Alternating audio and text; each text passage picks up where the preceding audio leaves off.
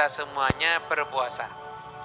Dalam hadis yang diriwayatkan oleh Sahih Muslim, bahwasanya Nabi Muhammad SAW beliau bersabda, "Wasiyamu yaum Asyura ahtasibu 'ala Allahi ayyukaffira sanatal lati qablahu."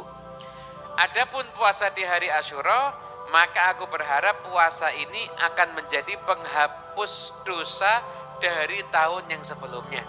Jadi dosa-dosa kita selama 1 tahun insya Allah akan dihapuskan kalau kita besok mengerjakan puasa ada di hari Asyura. Kemudian ada amalan apa aja? Selain puasa, amalan yang diajarkan dalam hadis yang sahih itu ada 2 amalan. Yang pertama puasa hari Asyura. Jangan lupa niatnya nawaitu sauma Asyura boleh, atau nawaitu sauma yaumi Asyura silahkan. Itu bahasa Arabnya. Intinya Anda niat dengan dalam hati dengan bahasa Indonesia, saya niat besok mau puasa Asyura. Kemudian setelah itu amalan yang berikutnya adalah memberikan nafkah lebih kepada keluarga. Dalam hadis diriwayatkan oleh Imam At-Tabrani bahwasanya Rasulullah SAW bersabda, "Man wasa'a ala iyalihi yauma Asyura lam yazal fi sa'atin sa'ira sanatih." Barang siapa yang memberikan nafkah lebih kepada keluarganya di hari Asyura, maka sepanjang tahun insya Allah dia akan diberikan kelonggaran rezeki oleh Allah Subhanahu wa Ta'ala. Apa yang dimaksud memberikan nafkah lebih kepada keluarga? Kalau Anda biasanya ngasih uang belanja cukup untuk beli tempe tahu terong, besok hari Asyura keluarga Anda sarapannya itu harus enak. Kalau misalkan puasa semua, ya nanti buka puasanya harus yang enak. Anda kasih hadiah nggak ada masalah. Istri-istri silahkan disenangkan nih para suaminya ya. Senangkan istri Anda masing-masing kasih uang belanja, nggak usah banyak-banyak, 100 juta cukup. Kalau mampu ya, kalau nggak mampu ya di bawahnya itu.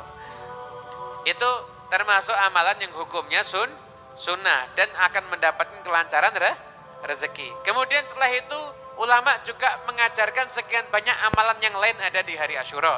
Di antaranya adalah maki celak.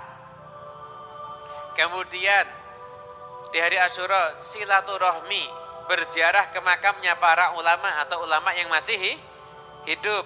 Kemudian setelah itu mengusap kepala anak yatim. Nah, sering kita dapati di hari Asyura itu banyak sekali santunan anak yatim. Masya Allah, menyenangkan anak yatim itu pahalanya luar biasa. Bahkan mengusap kepala anak yatim juga pahalanya luar biasa. Dalam hadis yang diriwayatkan oleh Imam Ahmad, Rasulullah SAW bersabda, barang siapa mengusap kepalanya anak yatim, dia niatnya karena Allah, ngusapnya itu berarti benar-benar sayang, maka setiap rambut yang dilewati di situ dia mendapatkan pahala dari Allah Subhanahu wa Ta'ala. Tapi yang dimaksud ngusap itu bukan hanya sekedar ngusap. Ya, kadang-kadang mohon maaf ini ya, satu kampung semuanya ngusap tapi nggak ada yang nyumbang.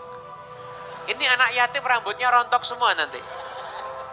Jadi ngusap kemudian ngasih hadiah. Ngusap itu tandanya cinta dan tandanya sayang kepada anak yatim.